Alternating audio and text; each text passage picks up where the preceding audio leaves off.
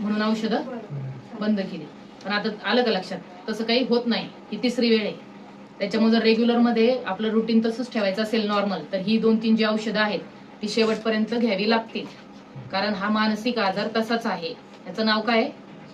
Schizophrenia.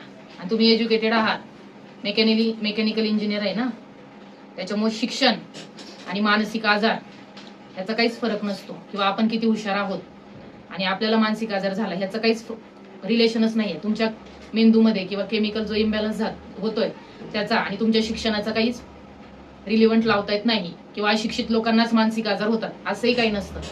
आलं का लक्षात? कोणालाही मानसिक आजार होऊ शकतो. कारण सगळ्यांच्या लाईफमध्ये येणारे प्रॉब्लेम्स प्लस त्यांच्या मेंदूमध्ये काय वरती खाली होतंय हे आपल्याला असं कळत नाही. त्याच्यामुळं ह्या लक्षणांवरून कळताना आपण औषधं चालू ठेवतो. शेवटपर्यंत औषधं घ्यायची. आलं लक्षात?